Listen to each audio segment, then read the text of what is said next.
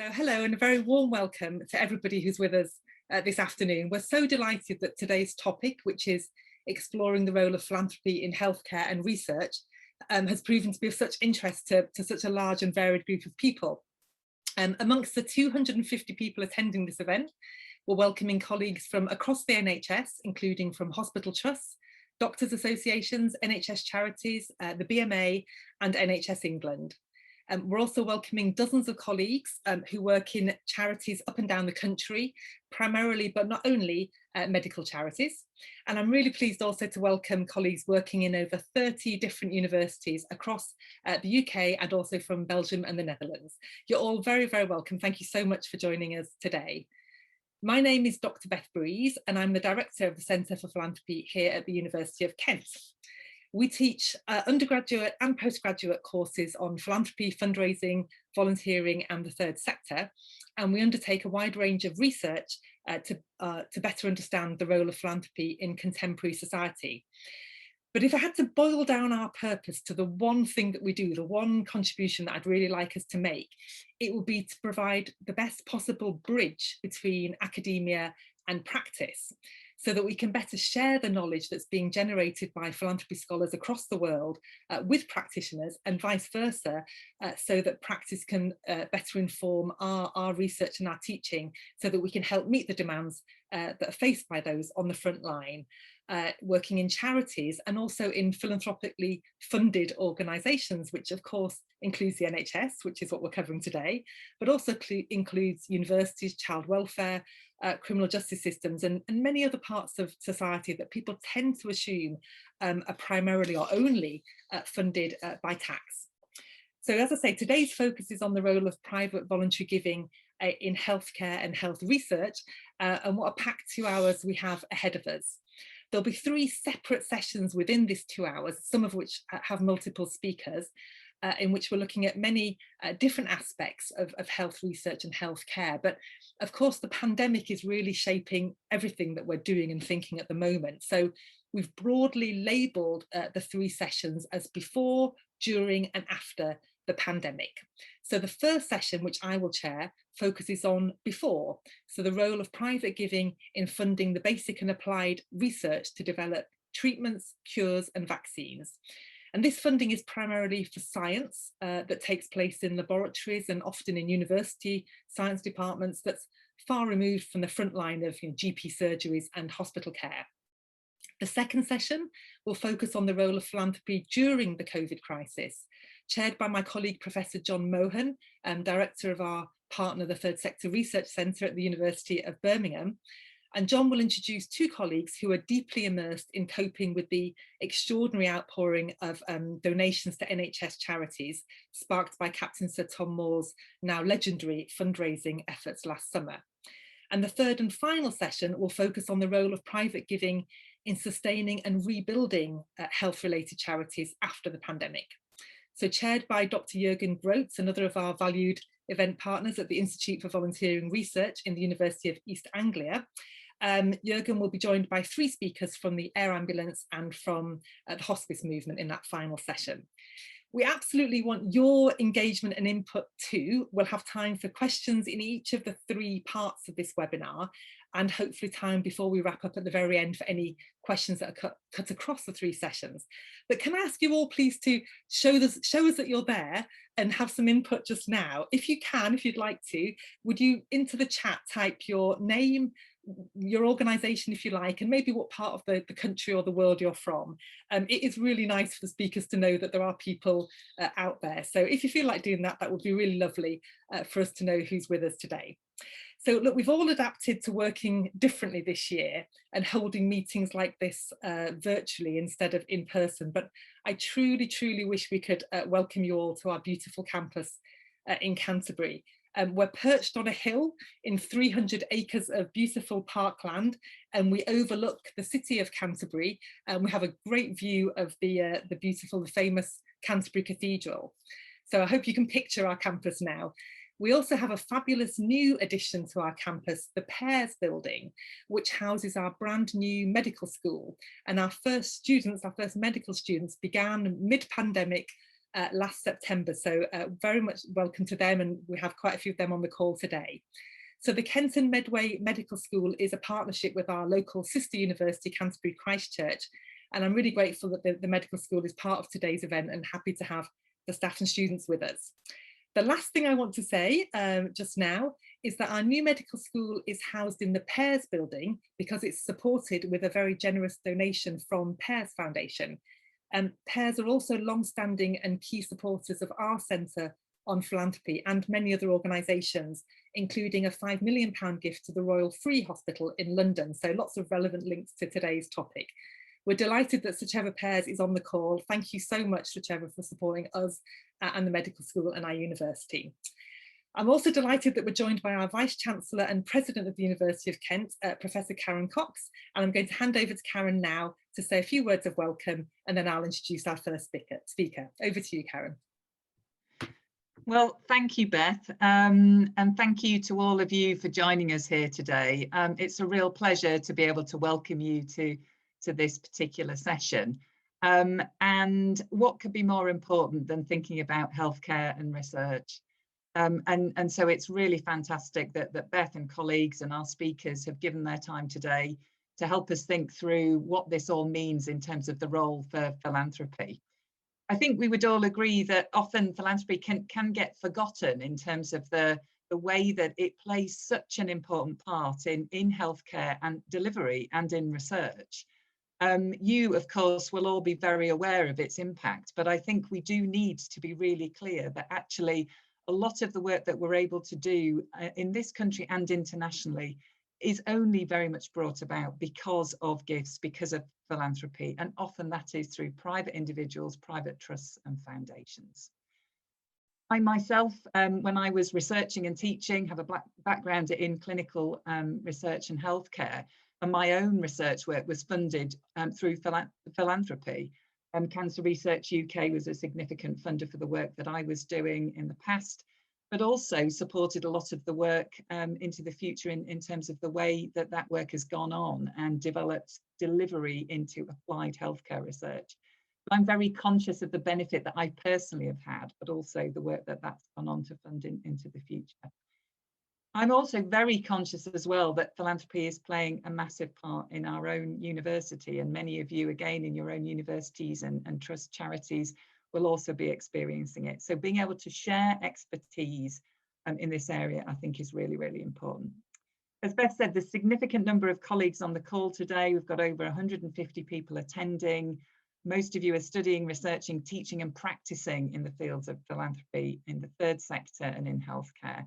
And as Beth has said, this is the first joint event between Kent Centre for Philanthropy and our new Kent and Medway Medical School. As Beth has already said, supported by the Pears Foundation, and are equally delighted to welcome Sir Trevor Pears, and thank you, Sir Trevor, for joining us today. I do just want to mention our key speakers before I hand back to Beth to get the event started. Paul Ramsbottom, CEO of the Wolfson Foundation, again, strong links with Kent, visited our campus, and the foundation has recently supported our School of Anthropology through funding or match funding and support for a scanner. And Dr. Helen Bocock, Chair of the Air Ambulances for Kent, Surrey and Sussex, completed her PhD at Kent, and her Hazelhurst Trust has recently agreed to fund a full Kent Medway Medical School scholarship. Lydia Todd of Pilgrim's Hospice is one of our first graduates from our MA in Philanthropic Studies programme. And Adrian Benny and colleagues at Moore Partnership have worked with Kent's Development Office and helped the Centre for Philanthropy stay firmly connected to practice. That's one of the things we're really pleased about today, that the mix of people we've got on this call really allows us to meet that ambition of bringing together academia and practice. And I'm delighted that we're able to host this event today. I'm going to hand back over to Beth. It's a packed schedule. Once again, welcome to the University of Kent to this particular workshop, and I hope that you enjoy the rest of the day. Thank you, Beth. Thank you so much, Karen, and thank you for taking time to join this event. We know how much you support the Centre for Philanthropy and obviously the medical school, so thank you so much for being with us today. So without further ado, let's begin with our first session, in which we explore the role of philanthropy in funding treatments, cures and vaccines. Our first speaker is perfectly placed to help explain this type of private funding. I'm delighted to welcome, and glad to see you on the screen there, Paul Ramsbottom OBE is Chief Executive of the Wolfson Foundation, which was founded in 1955 by Sir Isaac Wolfson, whose wealth was created through retail, through the great universal stores. The Wolfson Foundation made grants worth over £40 million per year in recent years, and its total funding since its founding has given away over £1 billion to support a wide range of organisations working in science, health, education and the arts and humanities. Paul, you're very well known within the philanthropy world as a really engaged foundation leader. You don't just stay in the foundation handing out your grants, you're actually very actively interested in the kind of debates that we're all involved in and thinking about the purpose and the practice of private giving. So we're really grateful for that, and your presence today attests to your interest. So thank you for taking the time to share your insights, and over to you. Oh, well, thank you so much, Beth, for such a warm introduction, and thank you also, Karen, for your introduction a moment or two ago. And it's a great delight to be with you here this afternoon. And of course, this whole subject of philanthropy and healthcare is an important one, and I think an intriguing one. So I thought it might be helpful to approach this subject by discussing one funder's approach to philanthropy and health. And while drawing on other examples, I will therefore talk about the only case study with which I can really speak with any authority, and that's my own organisation, the Wolfson Foundation. And so I thought what I might do, just for a moment or two, is to talk about the various options that are available to us as a funder in healthcare, and then a little bit on why we fund, particularly in research, and as Beth said, to think about some of the research we were funding in advance of the pandemic striking next year. But first, let me just give you the briefest of backgrounds to the Wolfson Foundation, set up, as Beth said, by Isaac Wolfson in 1955. His story is a remarkable rags to riches tale. Fleeing with his family the pogroms of Eastern Europe in the 1890s, he came to Glasgow and set up a vast retail conglomerate. And when he set up the Wolfson Foundation in the 1950s, among wide-ranging aims of wanting to give back to that society which had given him refuge, the original document set out a key interest in medical research and education. Interestingly, TB particularly is mentioned in the original documents, and Glasgow, as many of those on this Zoom meeting will know, was very much the TB capital of Western Europe right into the 1950s. So fast forward 65 years, and here we are today, a funder ranging widely across research and education, but trying to take the colour and life and dynastic traditions of a family foundation and marry them to the rigour, detachment, peer review of a research council with £1 billion under investment and about 40 million in grants every year. So funding of health was there right from the start. But what does that mean now? What are our options as a funder of medicine in 2021? Well, one area that, to my mind at least, can be relatively quickly excluded would be to venture into the area of funding frontline clinical care within an NHS setting. I did a back of an envelope calculation before this session, and if we use those £1 billion worth of assets to attempt to run the NHS across the UK, if we started at midnight on New Year's Eve, our funds would have run out by 2:30 on the 3rd of January. So no argument for that. Clearly, we need a national system supported by tax or insurance or whatever the model. Although even in this area, around the edges of straightforward provision of clinical care, there is a role for philanthropy. I think of funding of healthcare systems in lesser resource countries. I sit on the board of Mercy Ships outside of Wolfson, which works in safe surgery in West Africa. And I think closer to home of the key role of philanthropy in palliative care. Wolfson has funded palliative care since Cicely Saunders emerged on the scene in the 1960s. But I'll leave a later session and Lydia particularly to talk about that. So it seems to me there are three fruitful areas that an organisation like Wolfson, an institutionalised philanthropic foundation, could get involved in. First is the added value on the edge of the system, if you like, the area that the Nhs Charities inhabit, things like improved facilities for staff. And at points in our history, that is an area that we have put significant funding into. For example, in the 1980s, we ran a programme to improve food for patients across hospitals, for others to judge whether that particular intervention had any effect. Secondly, we could put our funding into what might be described as risk capital, researching and investigating possibilities in healthcare. I think in that space of organisations like the King's Fund, who set up in the 1890s to support London's voluntary hospitals, but are now essentially a health think tank, or an organisation like the Health Foundation, who spend a lot of their energies trialling imaginative ideas alongside research and monitoring. But the third area, which is the area that is our chosen area of activity, is education and especially research.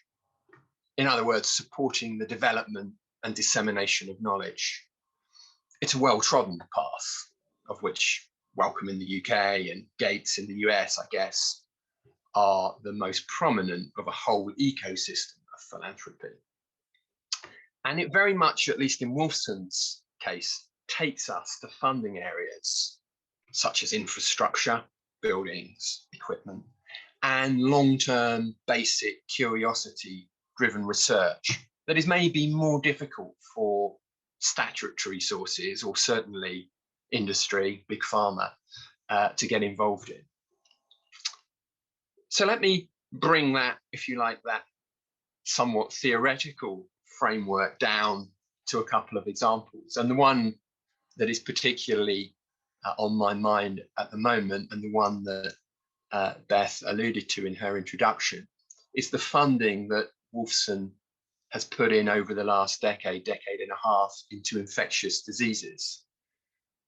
Strange to say, but pre-pandemic, the whole area of funding infectious diseases was somewhat under-resourced. And so we had a partnership with the Royal Society spread across a number of years, really with the aim of bringing the infrastructure of infectious disease laboratories at leading centres around the UK up to the highest quality of standards.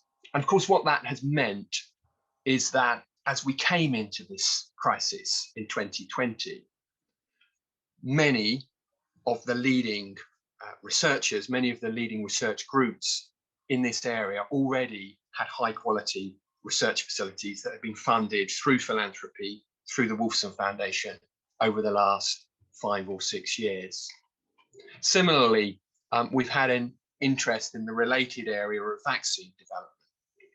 Again, seems strange to say now, but not an area actually that was attracting a lot of funding over the last 15 years. And so, for example, we put £2 million into the basic infrastructure at Oxford's Jenner Institute. So this year and last year, the Jenner Institute and that group at Oxford has had very significant funding, both from government and, of course, alongside AstraZeneca in developing the vaccine that's become so well known. But the basic infrastructure, the buildings and equipment at Oxford, were to a considerable extent funded by philanthropy, including by Wolfson. And of course, that has allowed them to take that money, that pharmaceutical money, that statutory money, and really hit the ground running, so to speak. So there are many other examples that I could throw in. One from the last couple of years is in mental health, an initiative looking at young people in mental health, an open call for proposals in an area, again, that has been significantly underfunded. And in that case has led to a £10 million investment in a new Wolfson Centre in Wales, working with schools across Wales, and a number of research partners, including Cardiff University. So these are specific examples, but the general philosophy of Wolfson has been one backing high quality research by funding infrastructure and by funding that excellence wherever it has been found. And I guess the rationale behind that is exactly the rationale that has, in a way, been proven over the last 12 months, that when you face a particular crisis, you need research in strength and depth, and you need the infrastructure, and you need to be able to move quickly. So unlike medical health research charities that need of necessity to fund relatively narrowly, our philosophy has been to aim for strength in width across the UK research landscape, both for its own sake, but also because some of the really interesting developments continue to be made in the boundaries between traditional disciplines. And so let me just finish with an example, not from the last few years, but from funding that we made in the 1980s to a physics professor at Nottingham, Peter Mansfield, who during the course of his time funded by Wolfson developed something that had application a long way from his field of physics, the MRI scanner, and for which over a decade later he won the Nobel Prize. So it seems to me, and I hope this is a good note to kick off questions, that philanthropy, with all its drawbacks, with its limited budgets, does have a critical role to play in healthcare. And for Wolfson, at least, that means backing the most intriguing and the most exciting areas of science. So I will leave my remarks there, and perhaps we'll open it to questions and answers. Thank you so much, Paul. That was wonderful and very much to time. So hugely appreciated, because we do have hopefully some questions coming in from the people who are with us today. So please do use the chat to share your questions. But I do want to take advantage of being in the chair by asking a couple to get us going. You actually preempted one of them by sharing a good example at the end, that lovely story of Peter Mansfield and the MRI scanner. But I wonder, could you just give us a bit more of a flavour? Because I think the foundation funding of this area is so little known that if you could just share maybe one or two more examples of things that Wolfson has funded over the years that perhaps people are not aware there was private giving or philanthropy contributing to that aspect of health research. Yes, and I think the Peter Mansfield example is interesting because I think it shows the principle, which has been a principle for Wolfson for many years, that you attempt to fund the most interesting and the most exciting areas of research without necessarily knowing where that will lead. Now, I appreciate that funders with a shorter timescale have to fund things which are much more applied.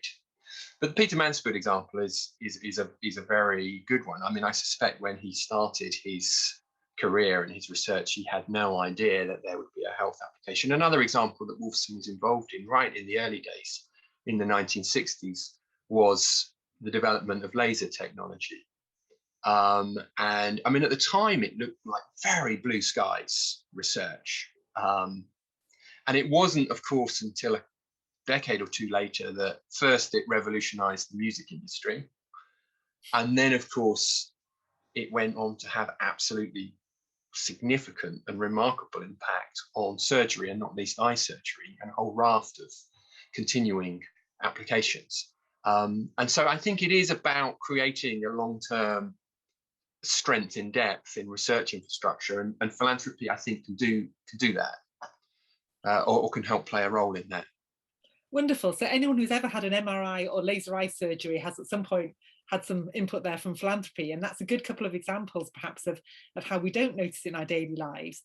Do you think in general it matters whether philanthropy gets the credit? I mean, I don't just mean your particular foundation, but philanthropy as an activity. Does it matter that people can't really point to it and see what it funded?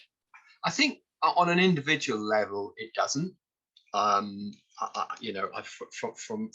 my perspective, whether people connect Wolfson to MRI or not, genuinely, I don't think it's an issue. I think there is a challenge for society in that if we have an ambition to increase levels of philanthropy, and if we have an ambition across society to get more philanthropic pounds going into research, then it does seem to me that a level of knowledge and education about the impact of philanthropy is a good thing. And that goes all the way from, ensuring we've got a good statutory framework that supports charitable giving, all the way through to encouraging individuals, whether high net worth individuals or not, that actually their money that they're putting in, whether it's the Cancer Research UK or setting up their own foundation or whatever it might be, has a really positive impact. So I think, whereas on the individual level, it may be gratifying to know that people generally are aware that organisation X had an influence over organisation Y and research area A, B, or C. I think it's that wider education that is so important, actually. Wonderful, thank you. Well, the questions are starting to come in now, and I'd like to acknowledge my colleague Claire Routley, who's helping me manage the questions here. So she's forwarded me one which says, who sets the overall agenda, Paul? You talked about blue sky and applied research, but does that come from the funder or the researcher? And how does Wolfson negotiate that kind of push and pull tension between them? It's a really good question. And the Wolfson philosophy has been very much to be laissez-faire on this. There's a real danger, I think, that you get clever people to sit with your expert panels, to sit around a table in London and dictate answers and key areas of research to universities and research centres around the UK. And we've tended to work the other way. We've tended to have strong relationships with universities and to say to them, which are your most promising, most strategic areas needing investment, and then to fund it that way and put the infrastructure in there once we've been convinced through peer review. We occasionally throw into the mix targeted areas, and in fact the two I gave,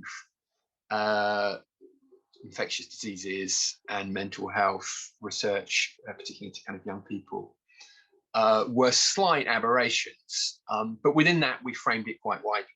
But I think by and large, the best thing funders can do is convince themselves that they're backing the most interesting and the best minds, and then leave them to get on with it, and to kind of disentangle researchers from red tape to the greatest possible degree. Lovely. And building on that, we've got questions coming in about why so much of the Wolfson funding is capital focused. Could you explain a bit more about what your thinking is there? Yeah, and I think it's certainly not that I think every philanthropic pound should go on capital infrastructure. It's really, from our perspective, taking a step back, looking across the whole of the funding ecosystem and working out where Wolfson funding can be best spent. And increasingly, the message that we've been getting from researchers over the last few years is that it's difficult to get funding full stop, but actually that infrastructure, new build, but particularly refurbishment work and very expensive pieces of equipment, is a bit of the funding ecology that is really difficult to find. And so for Wolfson, therefore, it's a sort of natural thing that we can find a specialism there and put money in. The other thing to say is that I think if you're a capital infrastructure funder, you need to be putting reasonable chunks of money in. So it works quite well if you're working at a reasonable scale. I mean, we're funding 40 odd million a year, so we can give individual chunks that are 6, 7, occasionally 8-figure grants. And so I suppose it lends itself to that end of philanthropy. Yes, that makes sense. Thank you. We have a question from my colleague, Professor Mike Calnan in the School of Social Policy at Kent. He says that global health research has recently suffered from government cuts in funding. So do you see a role for philanthropy agencies filling that funding gap? Yeah, it's a great question, Mike. And I do. I mean, there is a real challenge for philanthropy in terms of the messaging and the perception when government pulls back from an area and then philanthropy is seen to sort of step in. I mean, of course, it happens all the time. And this debate, I guess, on where the line should lie and might lie between statutory provision and philanthropy is a theme, I'm guessing, that's going to run all the way across this afternoon. But it's a rich area already for philanthropic funding, global health, whether that's global health that is based outside of the UK or global health that involves researchers in the UK. it's already a very big area, and an area that the UK, I think, is a leader in. And I think that will grow over the next few years. And I think, you know, anybody who's interested in these big research questions need only look at the last 12 months to know that the big research questions of the 21st century absolutely don't stop at national boundaries, whether they're pandemics, whether they're climate change. And therefore, to think about things in a global context, I think for any serious research funder must be essential. I mean, what that says about government cutting back in that area, I will leave others to make the logical conclusion.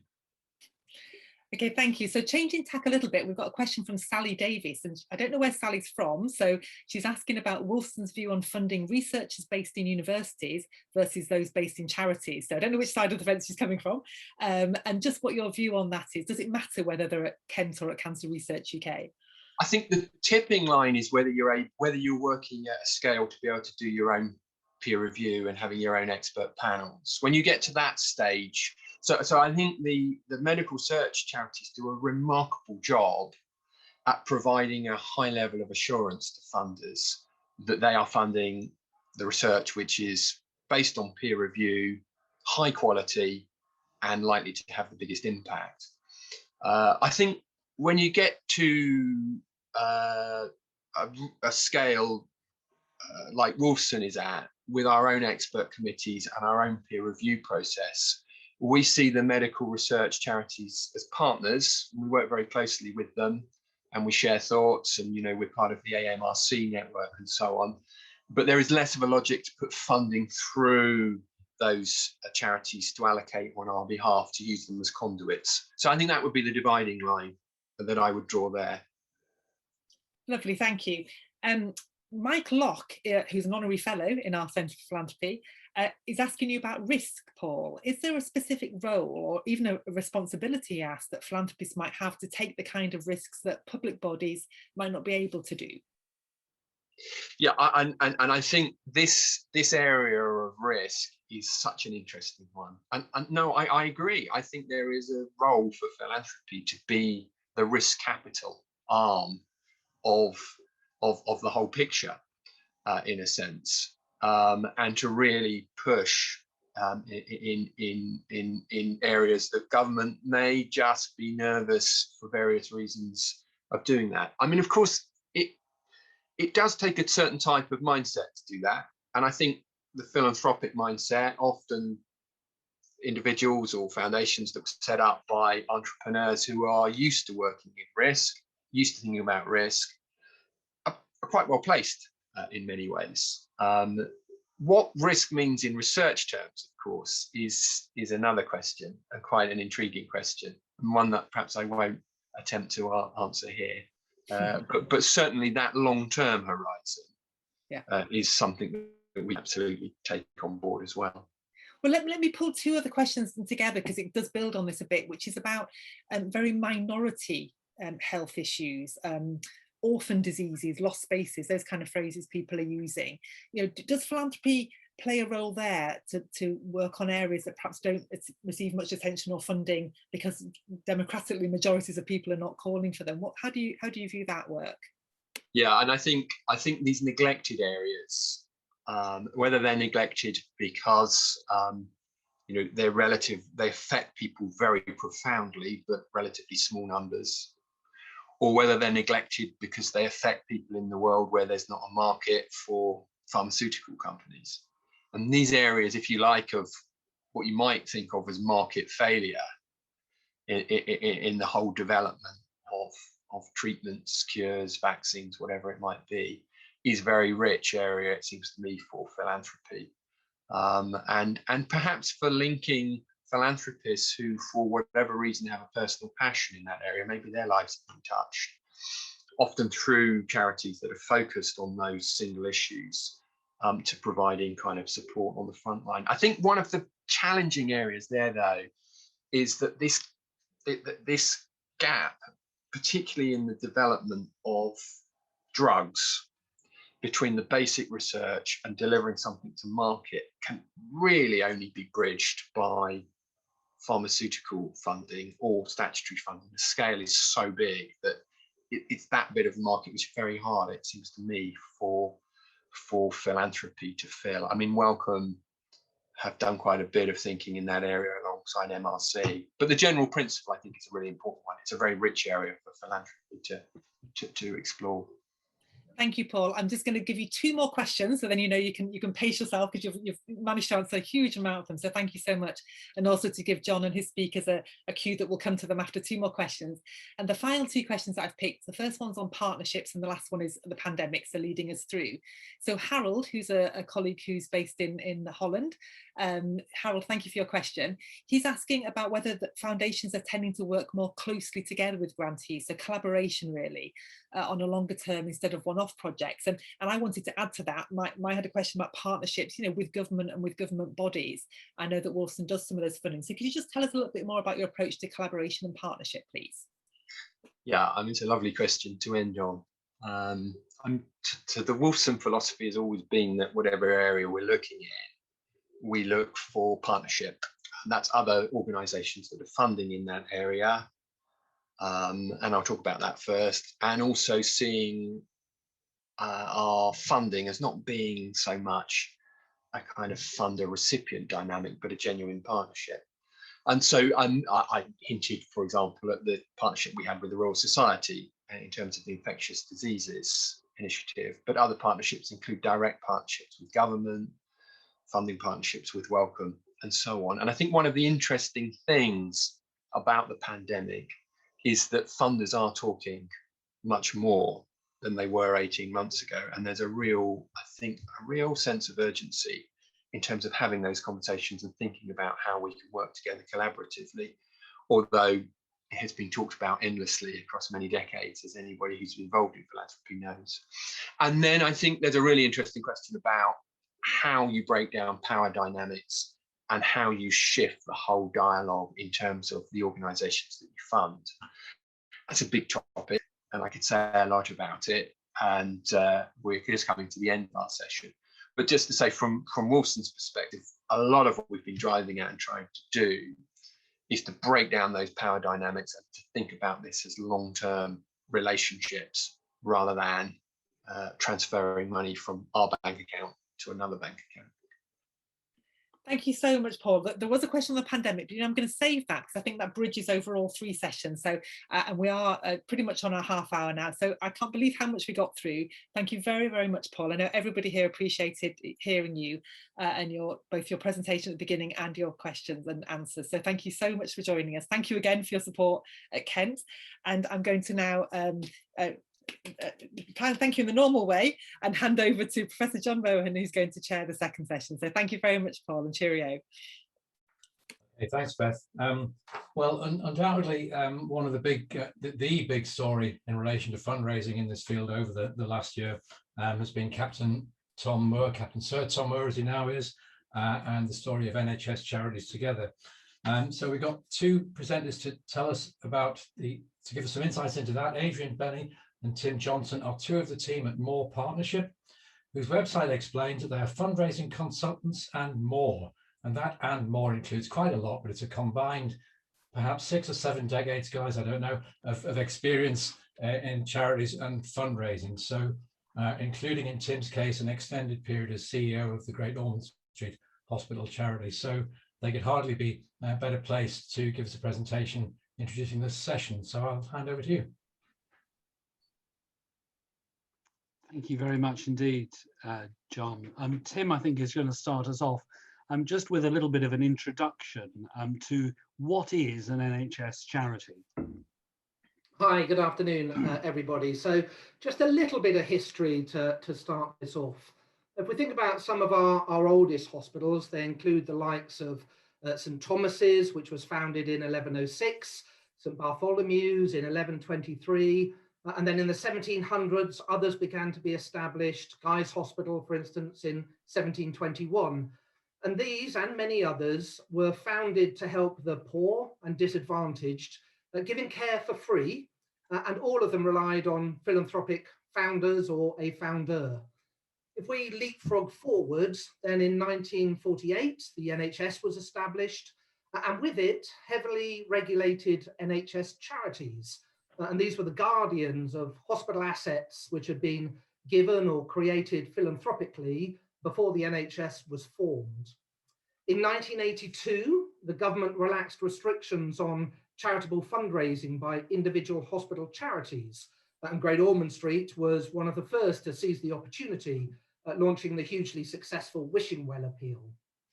If we jump forward again, then since 2014, NHS charities have been able to operate as independent charities, no longer under NHS legislation, governed just like any other charity.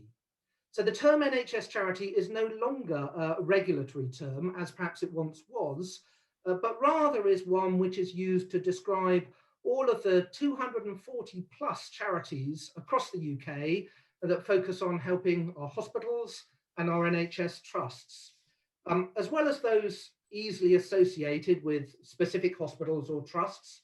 Other NHS charities support the work of mental health trusts, community health trusts, and ambulance trusts. And collectively, these charities give over 1 million every day to support the work of the NHS. By and large, NHS charity trustees have to determine that what they fund is over and above what the government or the NHS should be providing. But not surprisingly, there are lots of grey areas in that. And of course, donors also have their own views about what is appropriate and what is not. But in recent years, NHS charities have funded major capital projects, pioneering research, medical equipment. They provided roles in terms of mobilising volunteers to support NHS staff. They've helped to improve hospital environments with artistic works or with a range of arts and humanities programmes. And of course, through COVID, we've seen support for staff welfare increase. But many have been doing that to a greater or lesser extent for many years, as well as things like training schemes and bursary programmes to support staff, all of which build thriving hospital communities and help our NHS trusts to be the best that they can be. So, where does NHS Charities Together fit into all of this? Adrian.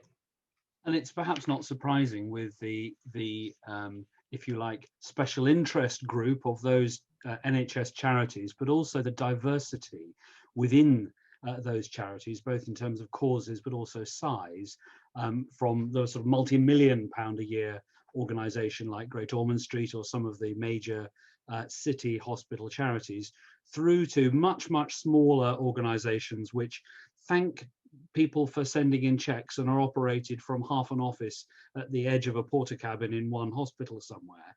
It's not surprising that those charities got together to form the Association of NHS Charities, which is the professional association, if you like, for all of the matters that NHS charities have to deal with, from governance through fundraising and a variety of other matters that concern any charity operating.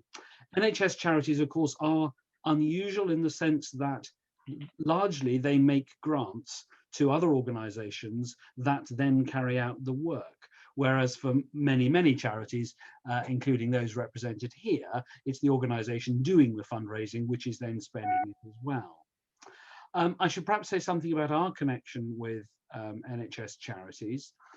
This came about because of COVID, and if I just get to the next slide, a little look at NHS Charities Together in December of 2019, with about 2/3 of the sector as members, and an annual income of a little less than £500,000, and 3.5 full-time equivalent permanent members of staff, doing the job of a small but growing professional association, with their major fundraising thing each year being the NHS Big Tea, which is an event that happens in the summer at the time of the NHS's birthday.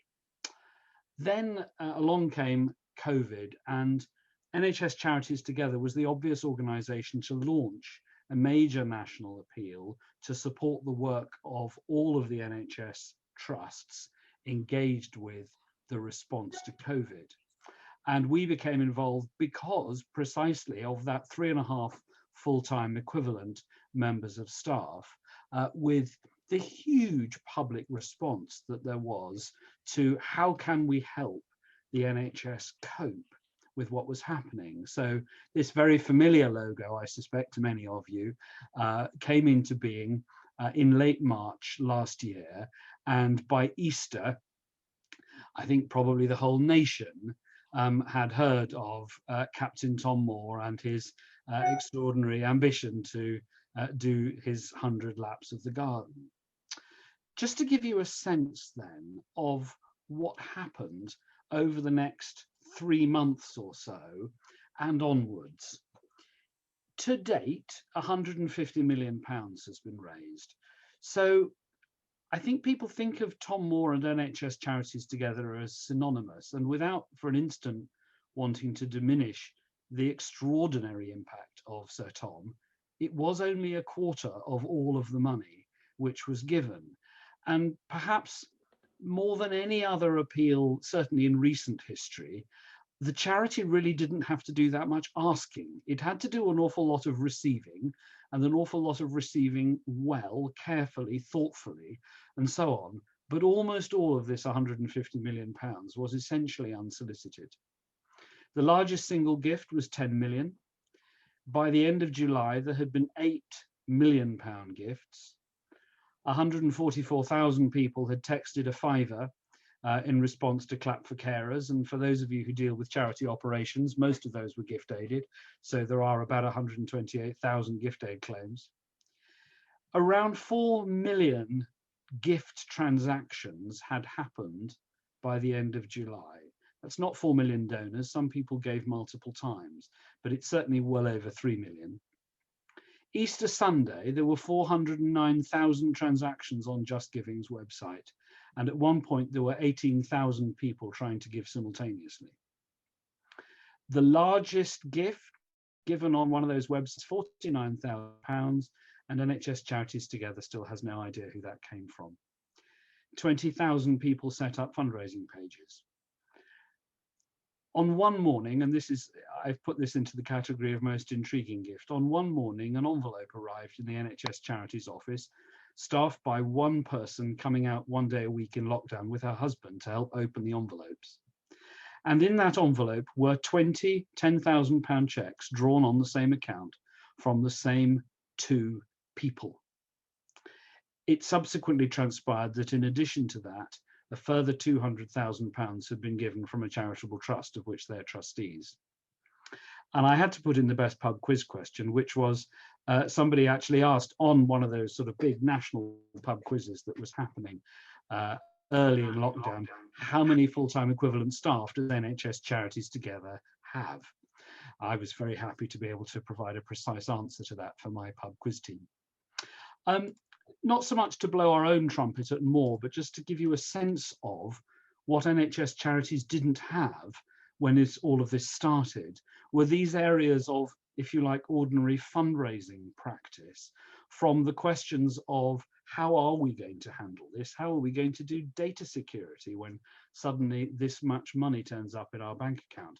What do we do about YouTube wanting to give us money in response to people watching the Download Festival online? But that's going to have to go through two American 501c3 charities. How do we manage relationships with people who are turning up and giving us £1 million gifts? What do we do with the 300,000 people who've said, yes, you can stay in touch? How do we create a really good donor journey for them? And then underneath all of that are the data and systems to go with it.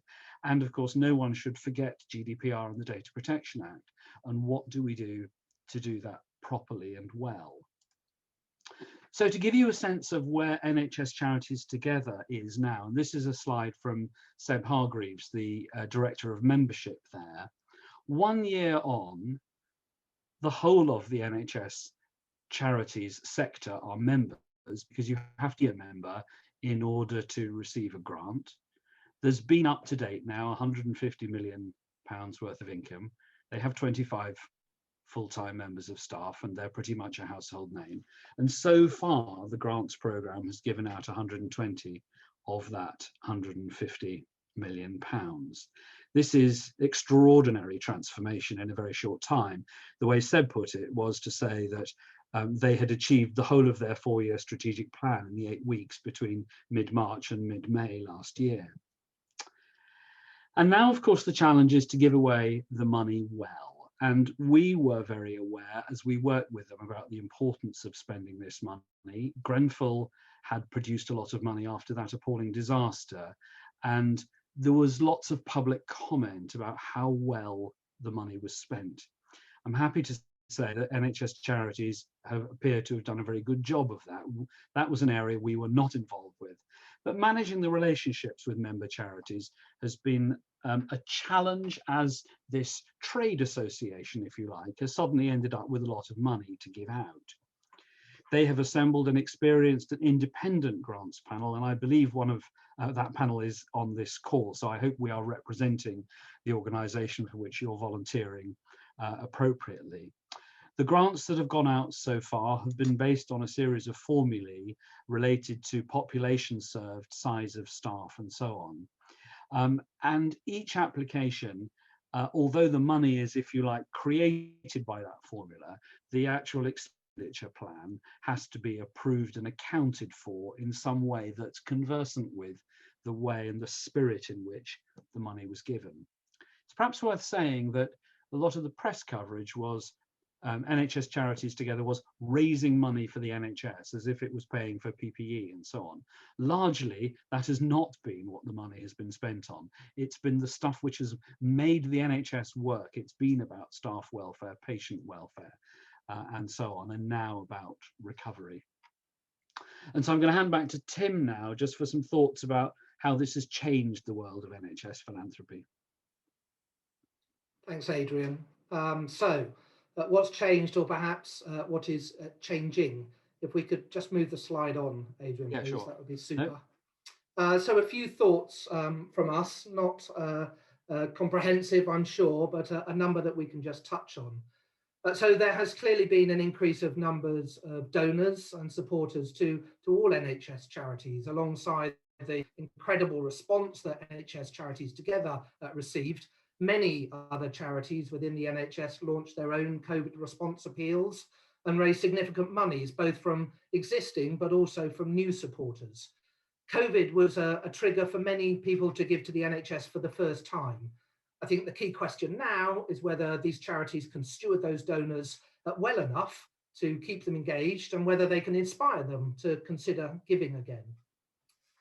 Increased ambition and competition.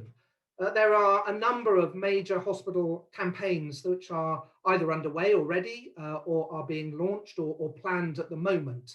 Many of these were already in the pipeline or active before COVID. But I think the public response to COVID has raised some sights even higher. And certainly there's a feeling that the wave of public affection is an opportunity not to be missed. Many of the charities that are fundraising within the NHS are looking at the opportunity to seize the opportunity that grateful patients offer. But many, of course, naturally, are also turning towards established philanthropists and charitable trusts, adding to what is already an increasingly competitive landscape. I think developing robust case for supports with clear impact goals which help to differentiate the appeals or campaigns is going to be critical to their success. Is there a place for NHS staff welfare in future fundraising propositions? Well, as we've heard, and through NHSCT, and indeed through very many of the member charities, COVID has seen support for NHS staff as a key focus in a way which I think it never has before, albeit that there may always have been the opportunity for a grateful patient to give some money into the ward fund. I think in the past, actually, NHS charities have often been concerned about benefit that staff might see from charitable funding, because they were worried in some way that this might either turn donors off or would see headlines in the media about perceived misdirected support. So I think it will be interesting to see how long donors continue to see staff support as a legitimate proposition. Donation to COVID appeals have certainly slowed considerably. Lockdown 3 hasn't seen nearly the same sums given across any of the NHS charities that I've been working with.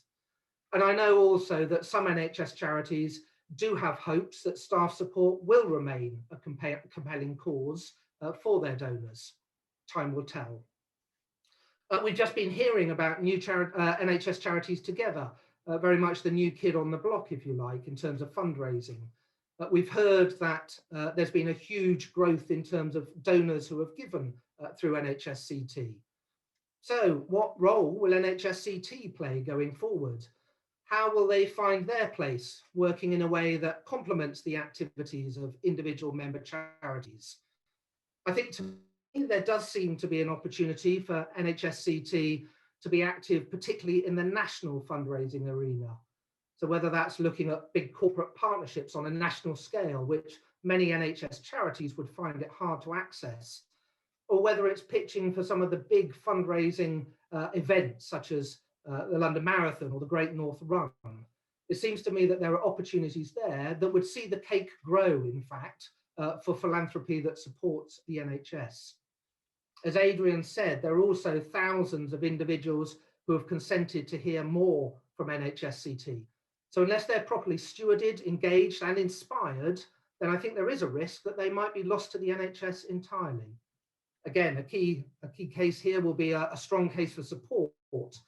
So what is that proposition for NHS CT going forward? Is it still around staff welfare, or is it something else? We wait to see. And I think lastly, there's a widening gap between those who are able to invest in fundraising and those who cannot. As Adrian mentioned earlier, there's a really big gap and a big range in terms of NHS charity fundraising.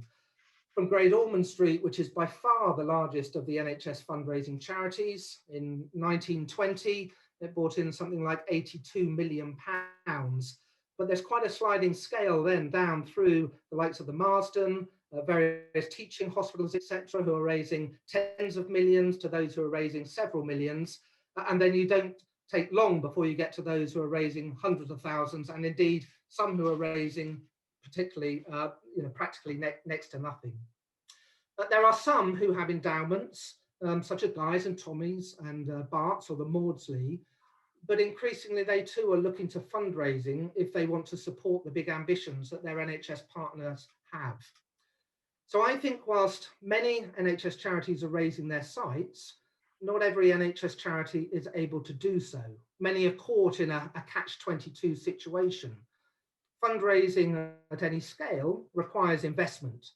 Charities who are already actively fundraising can reinvest unrestricted monies to help them generate even more in the future. But where does that investment come from if you're an NHS charity that doesn't have any fundraising income to start with? So I think there is a really important place for NHS fundraising and for NHS charities. But I do fear that without some sort of intervention, many may not be able to seize the opportunity that philanthropy offers. And as a result, potentially we will see growing inequalities in terms of patient experience and potentially even patient outcomes. It would be wonderful, perhaps, to think that philanthropists might come forward who are willing to invest in growing NHS fundraising for those charities who currently do little or no fundraising. And the leverage that those gifts could have would be immense, potentially making a huge difference to health inequality, to patient experience, and to patient outcomes across the UK. Thank you very much for listening to us this afternoon. Thanks very much indeed, Adrian and Tim. That's really a fascinating story. Since there's one question coming in which I'm going to try and bring together with some other points that one might make about this. You finished by talking about inequality, and I want to try and connect, if I can, something said by Aneurin Bevan, Labour's First Minister of Health, and perhaps more recently by a member of the Bullingdon Club, not David Cameron or Boris Johnson. So the first part is Bevan, who famously talked about the caprice of charity and its inability to match provision with need. And I noticed on one of your slides, you were talking about the ways in which NHS Charities Together was thinking about distributing funds in proportion to things like the per head of population and staffing, or a combination of some kind of formula. I wondered why you might not just follow the formula that the NHS uses for allocating funds, which is based on assessments of local health needs. So at least some of those inequalities might be not exactly ironed out. They clearly are very large scale when contrasted the sort of organisations you described, but at least close the gap a little bit. Do you want to go, Tim? I mean, there's a couple of, it's a really interesting question, John, and I think that there's a couple of ways of answering it. One is to say, of course, that the total amount of money raised by NHS charities, not just NHS charities together, but all of the NHS charities, is only a very small percentage of all the money which government spends each year on the NHS. So the ability of NHS charities on their own to iron out those inequalities will, I suspect, always be limited. Not that one shouldn't try to do so. As far as the grant making is concerned, and I should emphasize for Tim and me that this was the area with which we were least involved. But as far as the grant making is concerned, the formulae used by the NHS for providing funding for the core hospital services is not necessarily, I think, the way in which either the public will have expected the money to have been spent.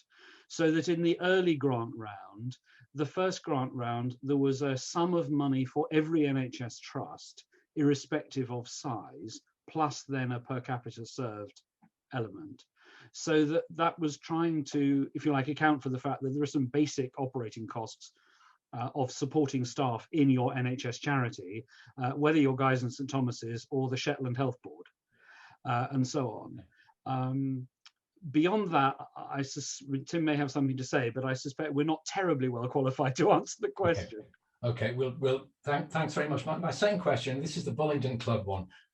There's a guy called Luke Fitzherbert, who was a charity campaigner at the Directory of Social Change around 30 years ago. And speaking of what's a core issue in this field, which is what's the boundary between statutory and voluntary responsibility. And one of their first publications at the Directory of Social Change, he talked about how the use of funds to purchase exceptional and experimental machinery has developed into routine buying of standard equipment. So what does particularly the events of last year say about this boundary, which has obviously been a very long-standing matter of dispute since the NHS was founded? Here's a connection, by the way, to Luke Herbert's obituary, if anybody wants to follow a bit more about his life. Well, I can talk a little bit, I guess, from my time at Great Ormond Street, and I think it was an issue that the trustees wrangled with on a constant basis, John. And I don't think there is any easily drawn conclusion. Safe to say that there clearly are areas that have been deemed to be okay. Quite who determined that they were okay and at what point that was deemed, I'm not 100% sure, if I'm honest. But clearly things like buildings and equipment and research was fine. Paying for the salaries of doctors and nurses was not fine. Unless, of course, they might be doing research, and then you could pay for the bit of their time that was focused on research, but not the other things. I think certainly at my time there, and things have moved on, no doubt, since I was there, but it was trying to take a pragmatic view, actually, about where the money would make the biggest difference and how donors would feel about money being focused on those areas. I imagine this is going to be a debate that will continue for many years to come. I don't have a magic bullet answer on this one, but I think trying to apply some pragmatism and a sort of sense of common sense is often one of the better ways forward. Okay. And I think if I may, just to add to that, I think there is a parallel with fundraising in the higher education sector 20 years ago, where there was real concern that if universities were successful in fundraising, then government would cut funds and there would be a sort of, quid pro quo thing. And it seems that certainly those who give to universities have got over that squeamishness, and there's a sense that this is additional rather than substitutional. Perhaps I think this is to do with the sort of social politics of our country. You look to the States where this question probably wouldn't be asked, and you look to some European states where the idea of raising philanthropic money for your health service or your education service would not even be something you'd contemplate. And I suppose as a fundraiser, I've taken the view with donors that you have the chance every 5 years to take a view on that at the ballot box. But in the meantime, if the government isn't paying for all of the things that you want your service to have, and philanthropists will, then I will carry on asking them to support that, so long as I believe the charity will actually deliver the service. Okay, thank you. Probably one more question. I think there's actually quite a range of questions that have come in. I'm trying to think of ways which I can pull it together, and I'm struggling. But there's one which I think which is about the ways in which the money has been spent, and particularly what was inspiring people to give, and whether donors have pushed back, as it were, negatively about how the money's been spent. I think the question's about, what is it that people really believe they were supporting here? They're clearly not bailing out the NHS, obviously, in terms of the scale of resources. But what is it that's really inspiring them to give? Is it primarily, for example, staff welfare?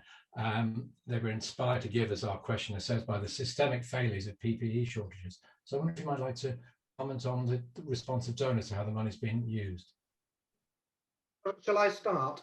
I mean, I think this was probably unprecedented in terms of donors really asking too many questions about how the money was being spent to start with. Certainly gifts were coming in. There was very or no direction in terms of how this money should be spent. I think it was a nation that was reeling in the face of this huge crisis, and who felt largely out of control on an individual basis to be able to do anything about it.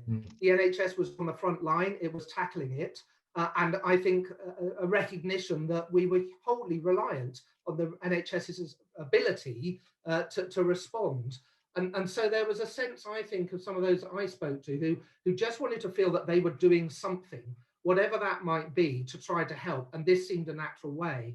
And I think the whole thing gained this huge momentum that if anybody wanted to be doing something, NHS-CT or their local hospital, if they were connected there, was the way to be able to do that.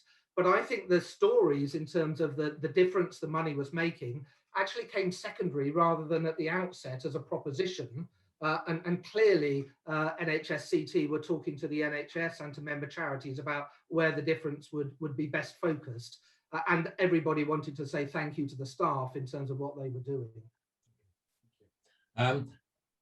We've got a few minutes left. There's a question a few minutes ago by Guy Perrier about reorganisations of the NHS and attempts to integrate it. And it's really about the position of NHS charities in governance of the NHS.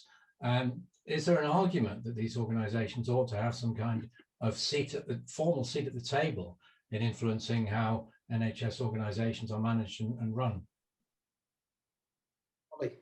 Do you mean have a seat at the table as a charity, or what? Well, I mean, I guess the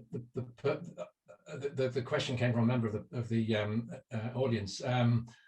I guess it's in terms of whether it entitles them to have an automatic seat, say, on the board of a trust. I don't give. Not sure that I have a view on that. Perhaps I ought to, but I'm not sure that I do. Certainly, I think NHS charities look to engage with their beneficiaries in order to help determine where their funds should be focused and the difference it should be made. So potentially trying to find a way, if they feel that they want to get involved in grant making, to be approaching their charity to find out how they can get involved in it. I'm not sure from a sort of purely governance point of view and set up whether the question is about whether new charities should be established for those groups or not. I'm not sure. Okay.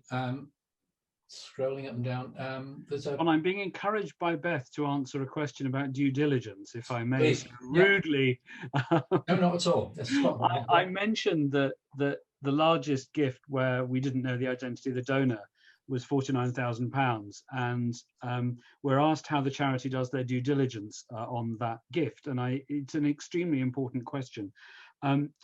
The anti-money laundering aspect of that is covered. This was a gift made on one of the giving platforms, and the practice of that particular one, it's the largest giving platform, is that if you don't give consent for the charity to continue to contact you and thank you and so on, then the charity also does not find out the identity of the donor. The platform covers the anti-money laundering side of stuff, which they can do with credit card traces and all that kind of stuff. What you cannot do in that situation is the know your donor stuff that the Charity Commission requires. And had that gift come from somebody who was then claiming to have made a big gift, whose principles, ethics, and so on were anathema to the charity, there is really not a lot the charity can do about it.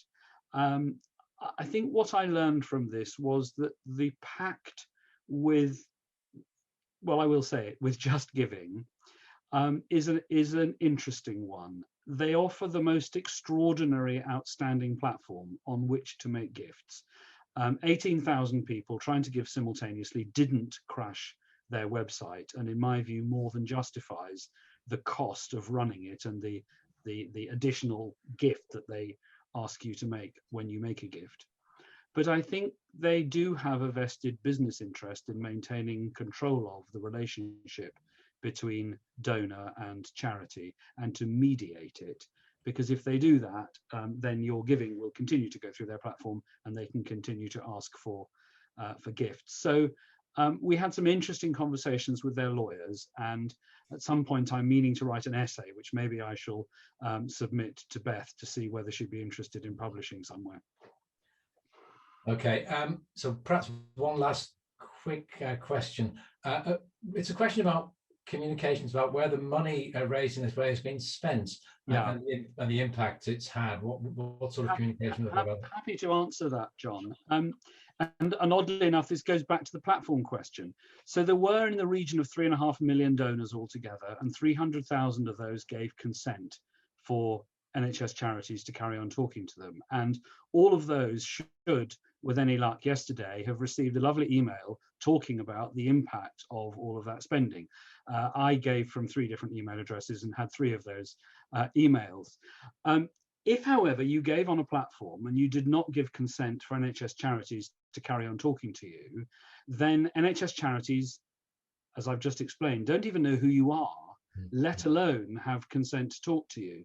So they have obviously worked through social media and so on, and there was good stuff early on with the BBC picking up stories and so on. But any charity that acquires donors through these routes and where the donor doesn't give consent has got a real challenge about getting out their message about how money has been spent.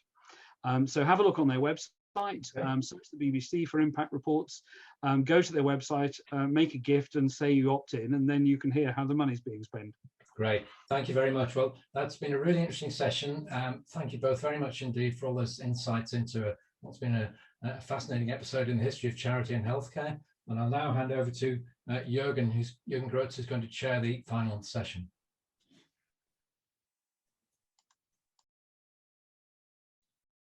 I hope.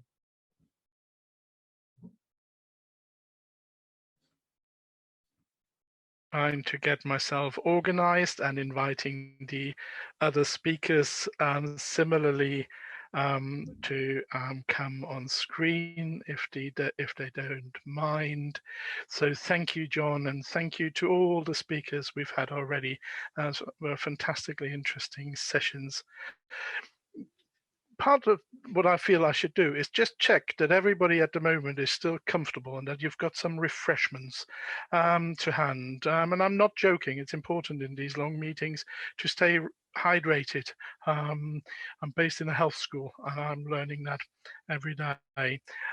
So my name is Jürgen Grotz. I'm the director of the Institute for Volunteering Research, and we do what it says on the tin, really, and we've been doing that for over 20 years now.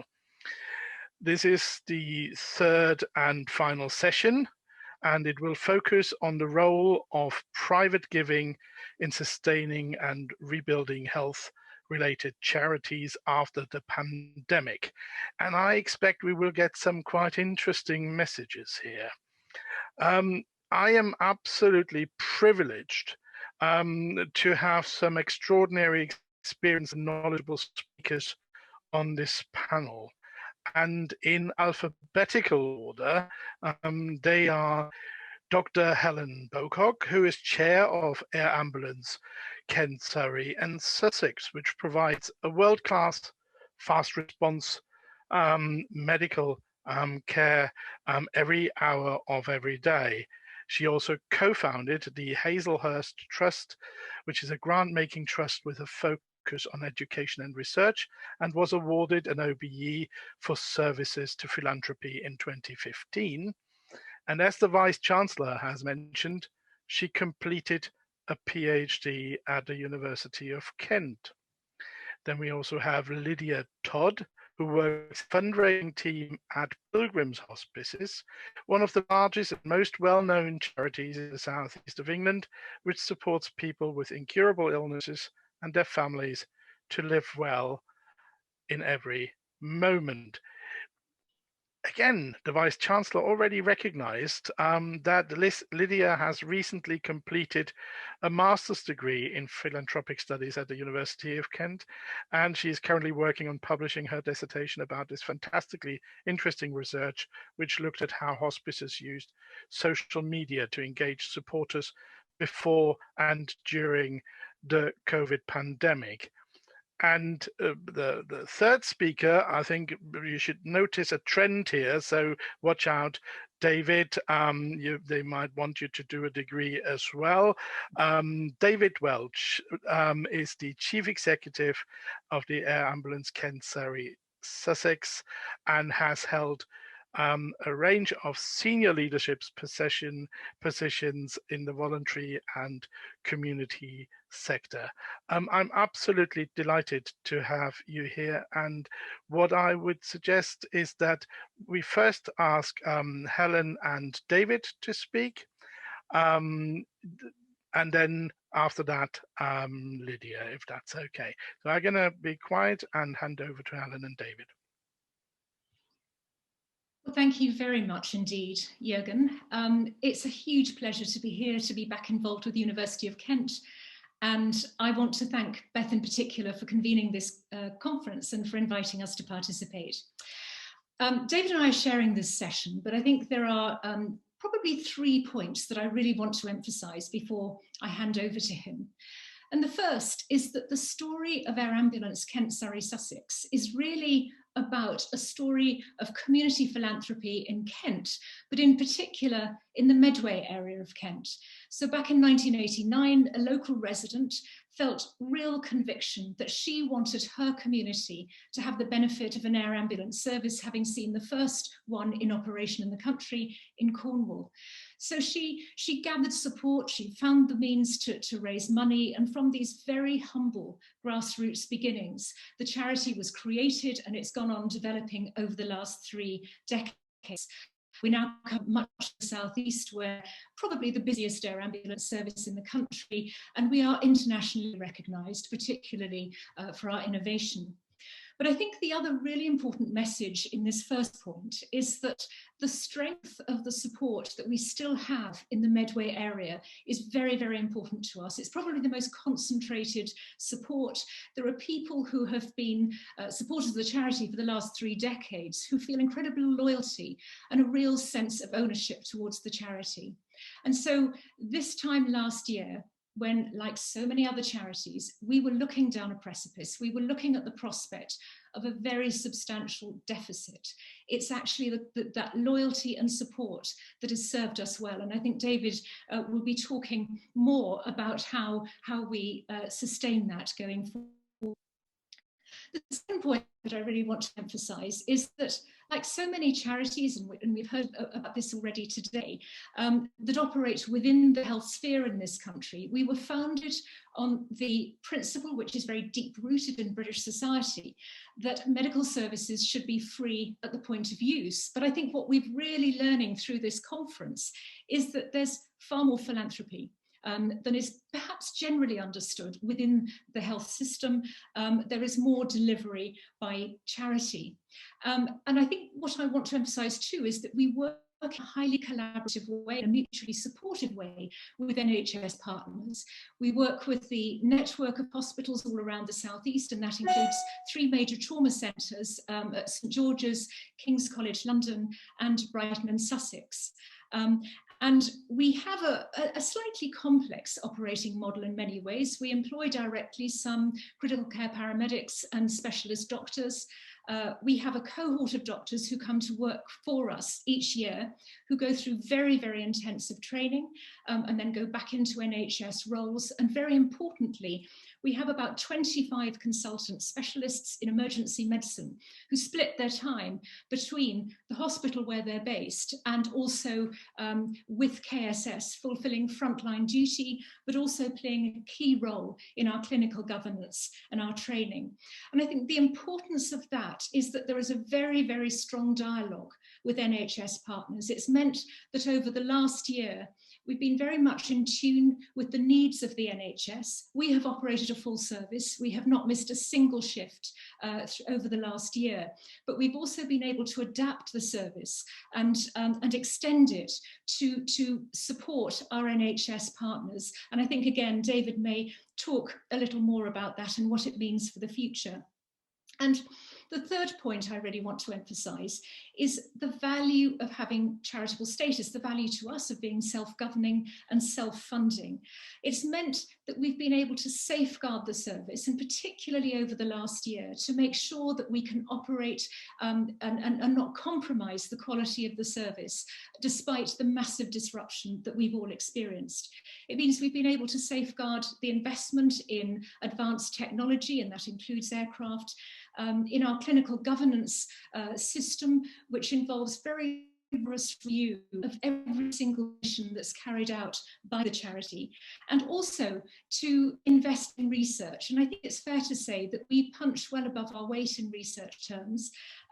We have a number of research partnerships, a project that's just begun recently with King's College, for example. Our research has actually influenced world practice in anaesthesia in a pre-hospital environment. We have 2 paramedic PhDs which have just begun this year. And as part of that research culture, we are very much reviewing what lessons we've learned over the last year so that they can be applied to our service going forward. So in 2020, we had an inspection by the Care Quality Commission, and we were delighted to be rated outstanding across all 5 key lines of inquiry. One of the comments made by the inspector is care is never compromised by financial matters. So on that note, let me hand over to David Welsh, who's going to talk more about our fundraising model. Thank you, Helen, and thank you, Beth, and to the University of Kent for the opportunity to participate today. It really is a great honour. As you can maybe tell from my accent, my degree comes from the University of Glasgow, but I'm open to persuasion in the future, just picking up on Jürgen's point. I guess where I'd like to start is picking up on one of Helen's key points and what's been said a lot today, that for me, philanthropy or charitable support has driven change and innovation in healthcare since long before the creation of the NHS in 1948, and has continued to do so over the last 53 years. And we've seen how incredible that partnership can be, particularly over the last year. For me, looking forward, if we truly believe in that concept that drove the foundation of the NHS and that idea of universal healthcare for all, free at the point of need, then we must build an even stronger partnership between the NHS and the charity sector as we look to the future. Because together we know we can achieve amazing things. We can save lives and we can ensure the best possible patient outcomes. And the more we can collaborate and work together with our own communities, then the stronger that partnership can become. Air Ambulance Kent Surrey Sussex, or KSS as we like to refer to it, is an amazing, inspiring organisation. But we are a charity and we rely on the support of the communities that we serve across the South East and beyond. And this in turn allows us to respond to the patients who are desperately in need of our pre-hospital critical treatment and care. Last year alone, to give you an idea, we responded to over 2,600 patients who were experiencing a critical medical emergency, or who needed our intervention pre-hospital. We operate, as Helen said, 24 hours a day. We have one team of doctors and paramedics who work a 24/7. another cover an 18-hour-a-day, 7 days a week service. And to give it some numbers and to give it context, we, from a fundraising perspective last year, we had to raise a total of £16.2 million to allow us to provide service. 88% of that funding came from the general public, so that's some £14.3 million. Of that 14.3 million, 8.7 million, just over 60%, comes from a hugely successful lottery and associated raffle that's supported by almost 100,000 people across the southeast. And I'm referring to what Helen said, the majority of these lottery players are residents of Kent, very much the roots of our amazing charity. We also secure probably on average just over £2 million a year in terms of legacy income, as well as significant donations of all shapes and sizes, everyone valued, as well as the sort of community, corporate and event fundraising activity. 12 months ago, we like to think that we were a bit ahead of the curve in terms of predicting what was happening with COVID and what we were going to experience. We found ourselves facing a deficit of almost £3 million. From our point of view, fortunately, where others have unfortunately struggled, we have been very fortunate. Rather than consolidate or reduce our services, we decided to expand our activity and step up to the challenge of supporting and responding to the needs of the people experiencing COVID.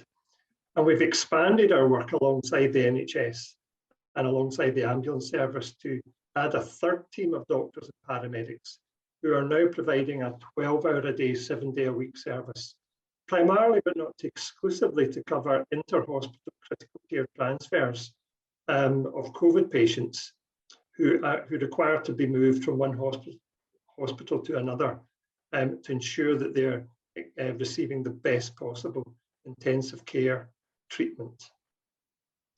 So in order to maintain our fundraising income through that period and into the future, we have dramatically raised the profile of our activity and communicated even more regularly with our donors and fundraisers. And we launched an emergency appeal that had an amazing response, raising over £1 million in 10 weeks and well over £2 million in total.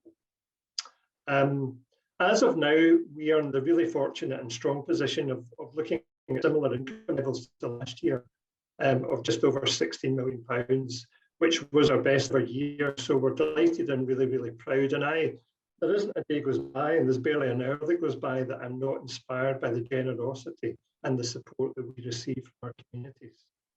And key to our success has been that sense of family within Team KSS. Everyone who's involved is part of the family. We've prioritised the well-being of our staff and focused on keeping them informed and inspired. And we've also focused on thanking and inspiring our supporters way more than ever before and keeping them informed about the impact of their support. Looking to the future, and in order to ensure that we continue to go into the community, which is our primary purpose, we've maintained a focus on the future of the charity rather than just look at the here and now. And we have an obligation to make sure that we maximise the impact of the resources that we are so generously given. And we've developed ambitious plans which are driven by our vision to end preventable loss of life resulting from medical emergency. So if we do truly want to see the best possible outcomes for all those who rely on our expertise in their time of need, we plan to further develop our partnerships, not just with the ambulance service and the wider NHS, but with other charities and all our key stakeholders so that we can truly come together and work even closer to ensure that we deliver the best possible treatment and care for all patients who are in need of our life-saving interventions. We plan to develop and expand our core services, deploying our rapid response vehicles as well as our helicopters, and potentially a couple of other resources that are vehicle-based, as well as working alongside the hazardous area response team and the fire and police services, and undertaking more transfers from critical care unit to critical care unit, which will help to save lives.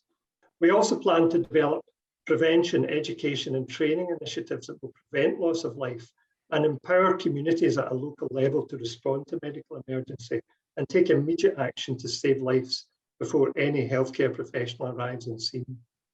And finally, we plan to develop a patient and family support programme that will support our patients through their recovery and their rehabilitation. These goals have all driven a very ambitious income generation, marketing and communication strategy that will raise the profile of our organisation, inspire people to support us and drive forward our income, all of which is aimed at maximising the patient benefit and saving more lives. Thank you. Thank you so much, Helen and David. Let me also still encourage everybody to type in questions that I might be able to put to you a little later. I won't take questions just now, but we'll go straight to Lydia first. Thanks so much again, Lydia. Hi. So I'm going to talk to you about UK hospices, the impact that COVID-19 has had on them and their fundraising, and how we've reacted in our fundraising going forward.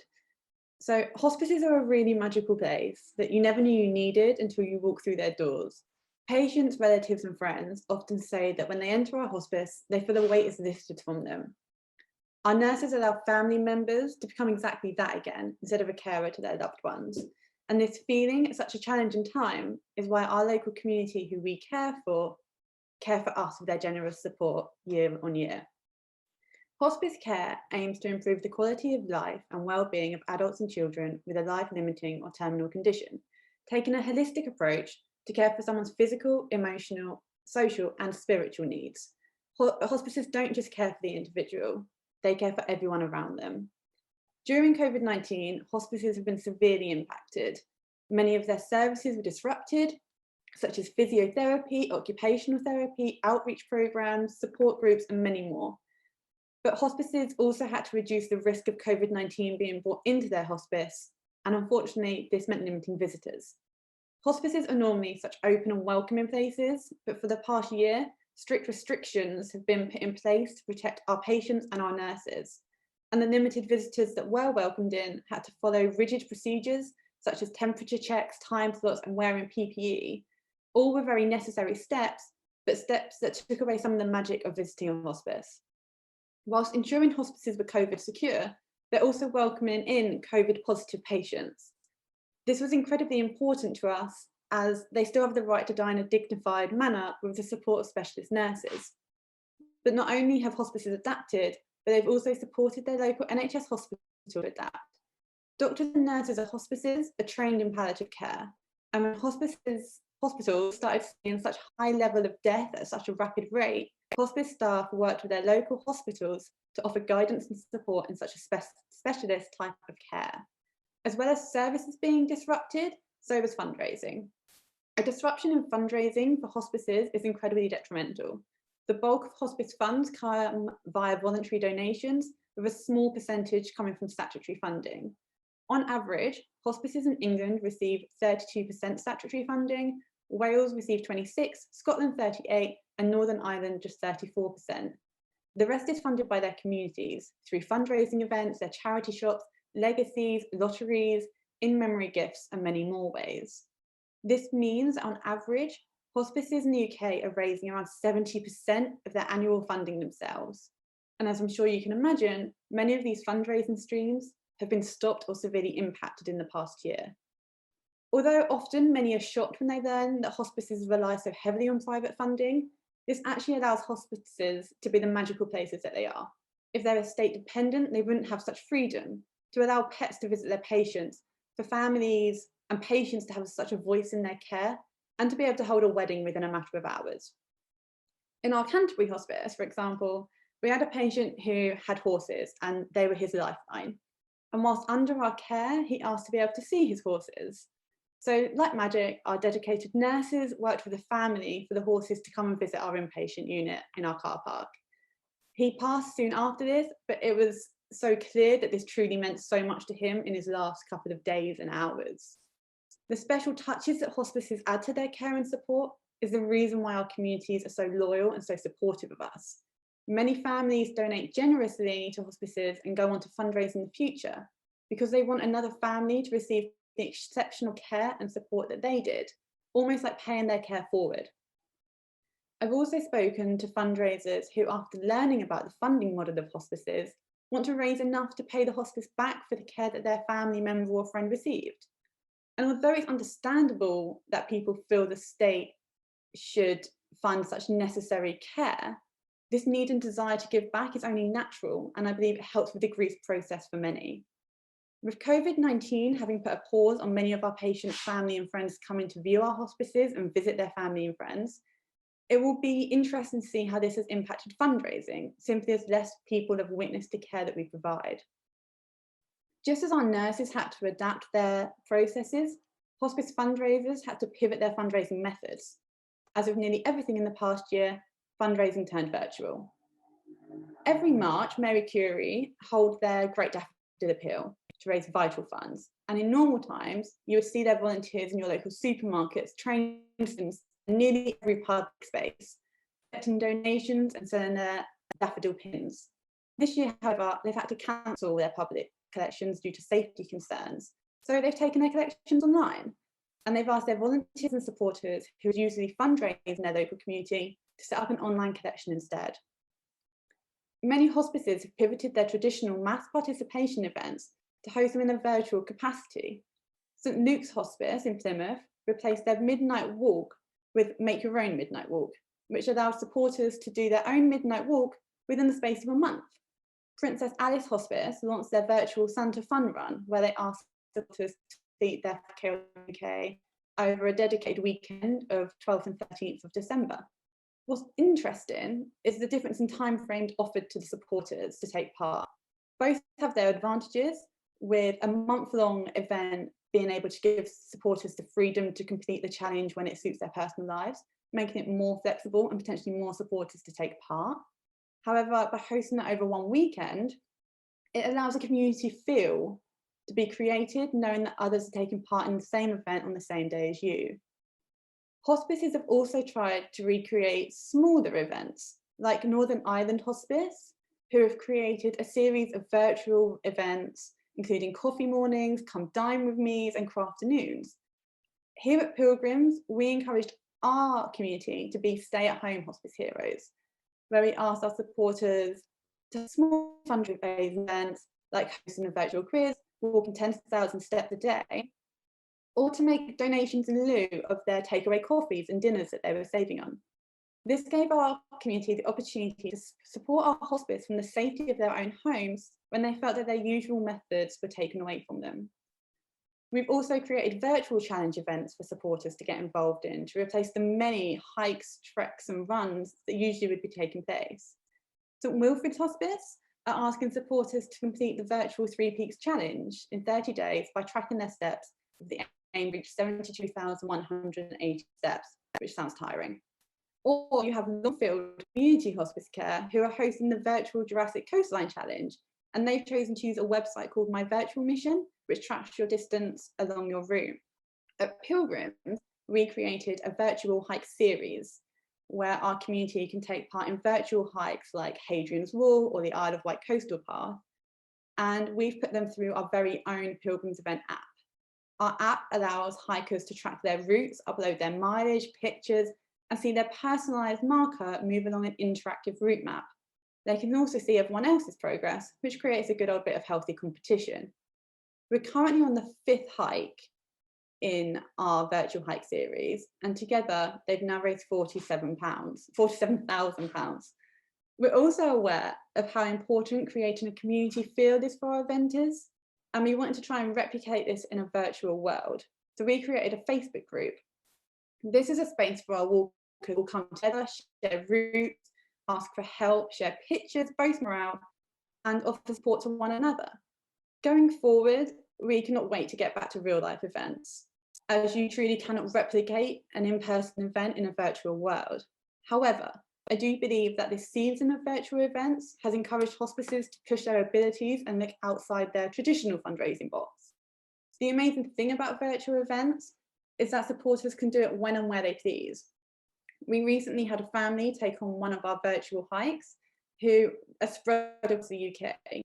Through our virtual event, they were able to come together and celebrate the 20th anniversary of a loved one, something that they wouldn't have been able to do otherwise, especially during COVID.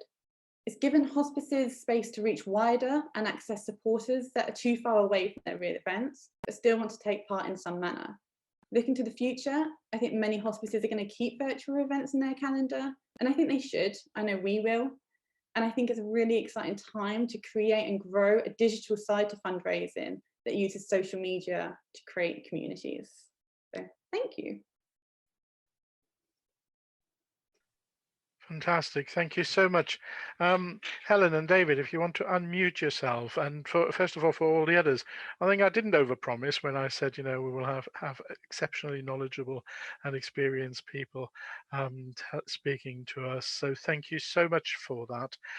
We're getting some questions through. I'm mindful of time as well, and I'm grateful to John Moam, who's already started to answering some of them in the chat as well.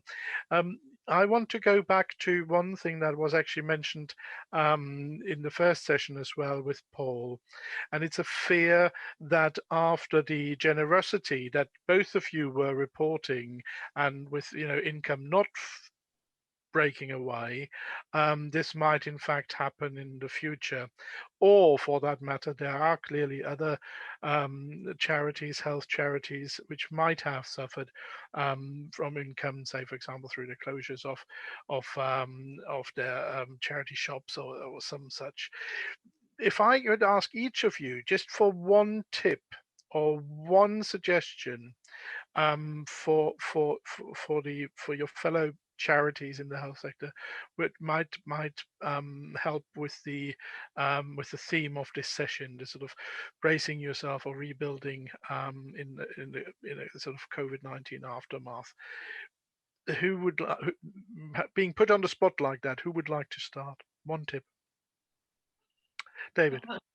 Sorry, David. On you go, Helen. Yes, I mean, I think that, and perhaps this is rather influenced by our own position, but I think to reflect very carefully over the last year, because there have been some real lessons learnt, and I think in our case they've been learnt about the strength of loyalty and about a really meaningful and honest and direct dialogue with supporters. So I think for me it would be really reflecting on the meaning of those relationships and what strength we can draw from them going forward, because I think it is going to be challenging. So thanks, Helen. David. Yeah, I do agree that it will be challenging, and we're already beginning to see elements of that. I think for me the advice would be learning the lessons and building on the experiences of the last year, but continue to be brave and to be bold, and to continue to do all we can to inspire our supporters and to inspire new supporters to the charity. Thanks so much. Lydia, you first, and then I will actually bring in Paul again.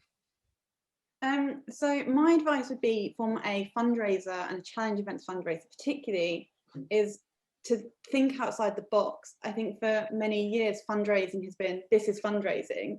And I think the whole idea of virtual fundraising has been a bit scary and lingering, and people think that they should get into it. And I think it's just shown that there's so many ways to get into virtual fundraising that isn't that scary. And I think it's a really great way to bring in a wider community that can't access your in-person events. And for us, it's shown that there's so many people out there that want to support through virtual events that don't actually come to our in-person events. So for me, I think it's thinking outside the box of your usual ways. Yeah. Dialogue, brave heart, forgive that, and thinking outside the box as the sort of three core messages there. Paul, can I ask you to unmute yourself and come back on screen? I understand you have a question.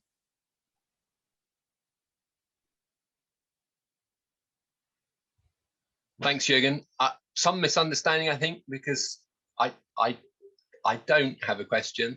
I sent a message across saying I'm still around, so if you want to draw me in on any questions to funders, I'm very happy to be involved. But but I don't have a question. In which case, I will ask everybody to switch the camera back on and unmute themselves so that we can all share in the responses. And Beth, if I've just taken away some control here, I do apologise profusely. I want to then basically extend that question that I've just put to our three speakers of this session to the others briefly, because Paul, it was mentioned in your session as well, or it came up in the chat, and obviously Tim and Adrian, you would have some insights from your recent activities. One tip. Who wants to start?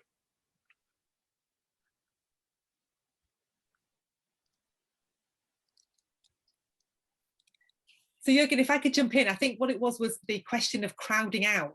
So the successful fundraising, medical charities and health charities who felt that they had a good year this past year, and forgive me because it's trying to pass messages on through chat, but whether or not that a few people in the questions have been asking, was that at the expense of other charities, basically, so that's what I asked Paul if he would be willing to jump on and speak on. And I know that John Mohan perhaps could go first before Paul, just so he's got a moment to think about that. John's got some stats that he could maybe share with us. So sorry for the confusion, but hopefully this will help address some of the attendees' questions.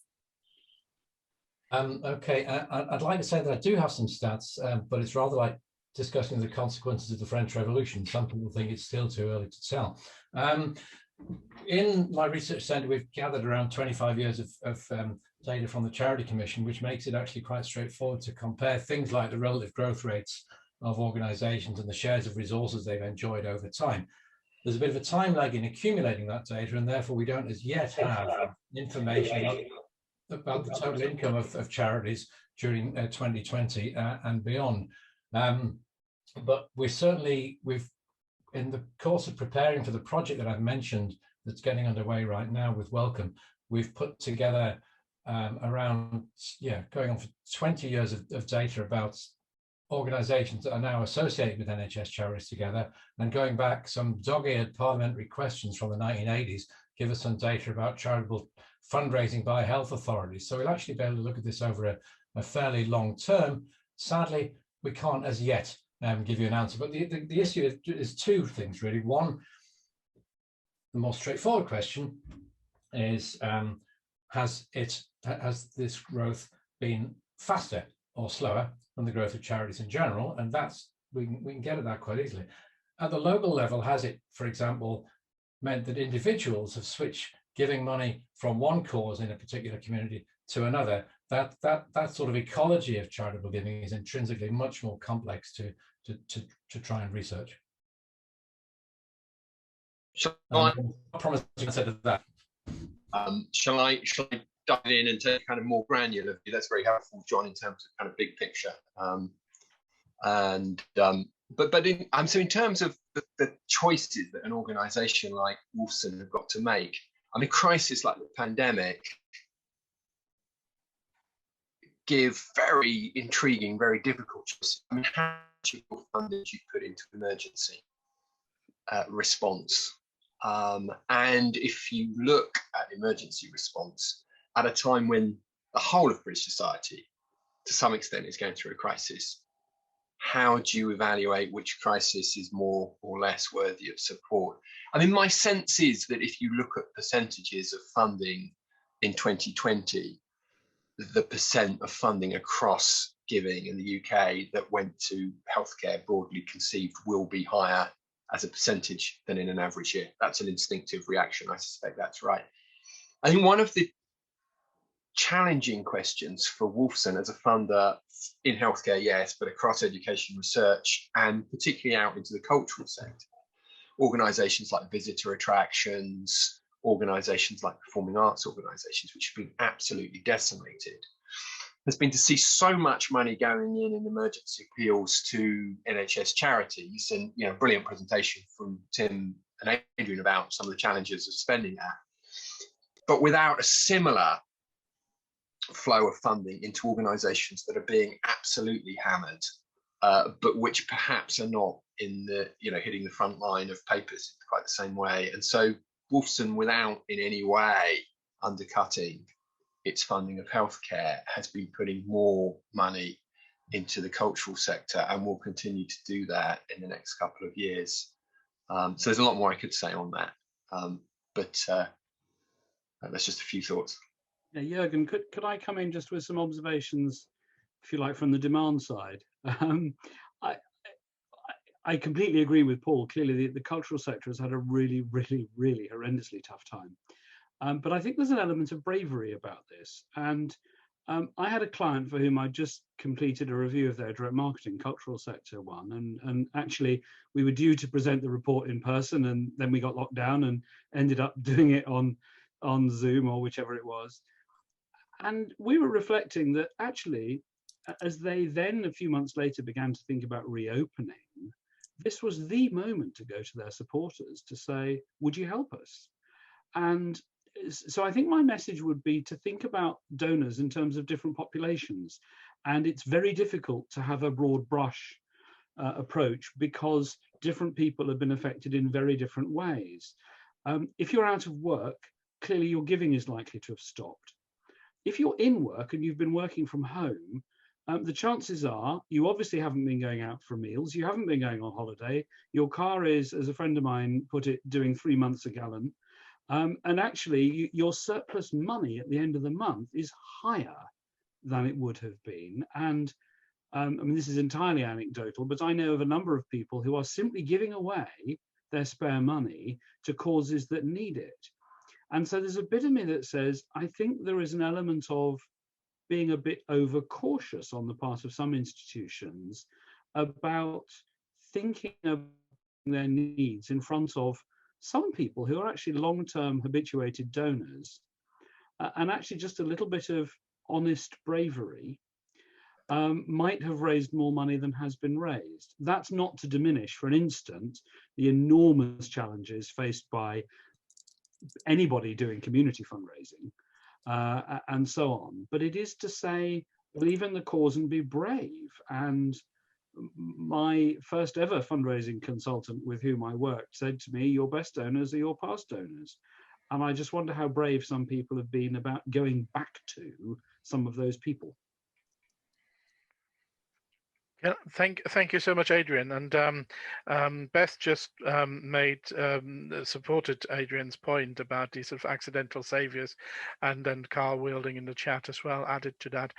So if there's two or three messages that really seem to combine, and one is about the bravery that David mentioned, but that combines with an honest message, or a clear conversation that Helen spoke of. But then there is the question, and I think to go back to what Lydia mentioned, is how do you communicate this? We're still in times of COVID, and how do you have that honest conversation with that honest and brave conversation with your donors? And because I've cut your speaking time short through my incompetence, David, Helen, and Lydia, if I turn to you first, how does that resonate with you?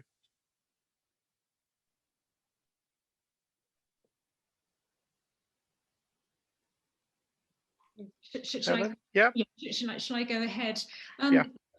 Yeah, it's really interesting, and thinking of what's just been said, really interesting report yesterday by Demos about people being much more locally focused. So I think going back to one of the points that I made at the beginning of my presentation, this sense of incredible ownership and loyalty, and your best donors or your past donors, our strategy looking forward is very much to grow our donor base. But I think that the way I'm interpreting what's been said is that honest dialogue with our existing supporters, and just explaining to them in very clear terms of the position that we're in, and particularly the value that we've provided over the last year. David, I don't know whether you wanted to comment.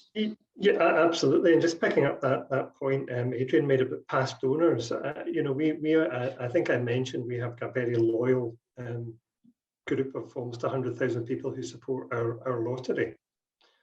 And we come up with this really, really unique idea. Let's ask them to give us some more money. And we did that, and we got more money.